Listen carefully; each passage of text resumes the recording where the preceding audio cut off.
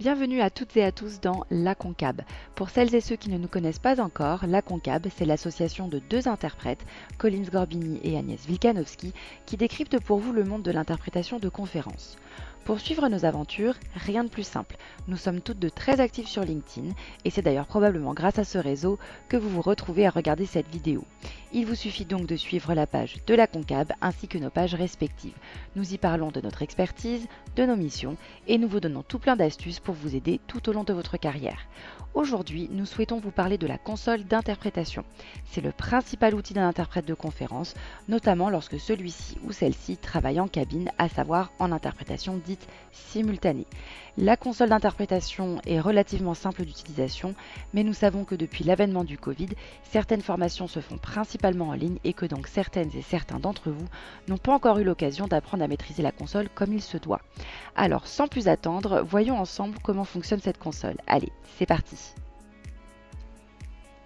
Alors, voilà ce à quoi ressemble une console d'interprétation.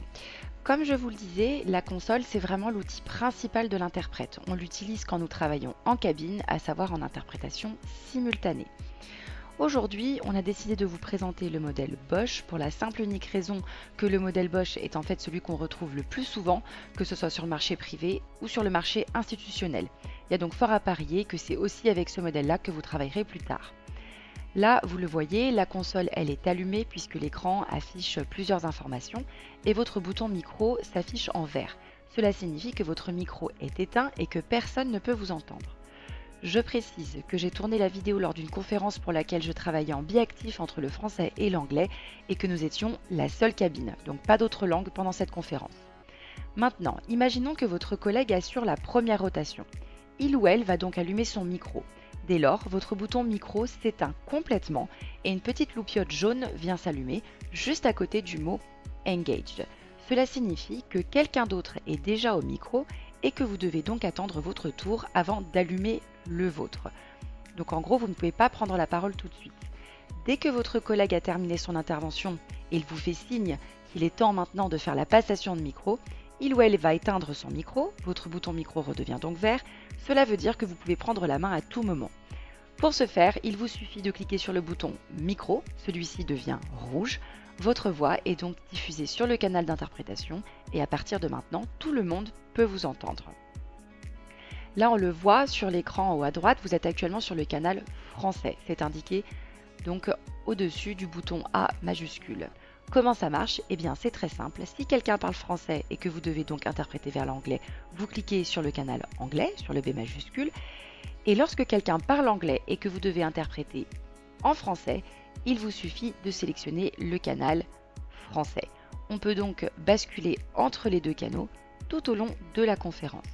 Maintenant, imaginons qu'on ait plusieurs cabines dans cette conférence et qu'on a un orateur qui s'exprime en allemand. Je ne maîtrise pas du tout l'allemand.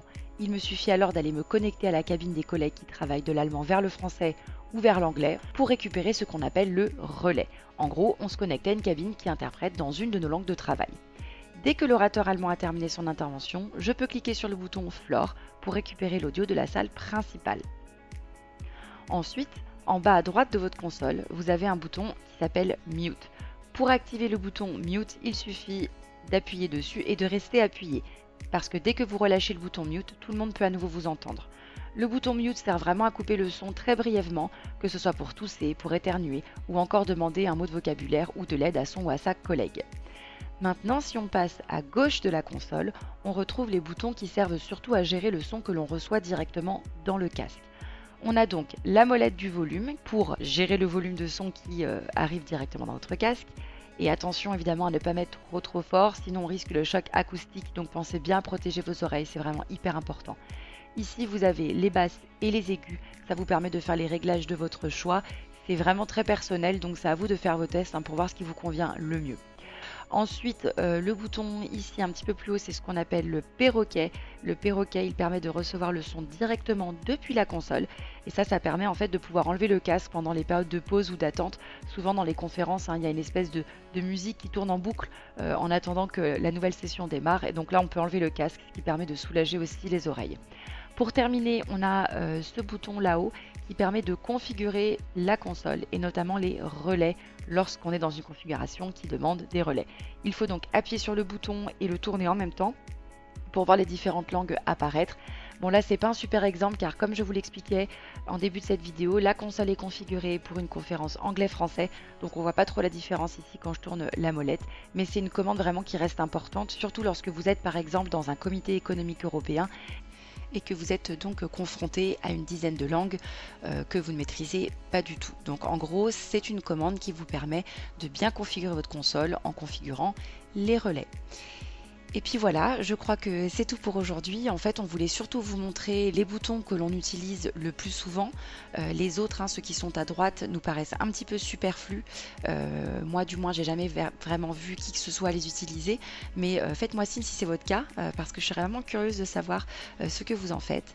Et puis voilà, on espère que cette vidéo rend les choses un petit peu plus limpides pour vous. Et bien évidemment, si vous avez encore des doutes ou des questions, faites-nous signe en commentaire ou par message. On sera vraiment ravis d'éclairer vos lanternes. Et puis on vous dit à bientôt pour de nouvelles aventures avec la Concab. Bonne journée!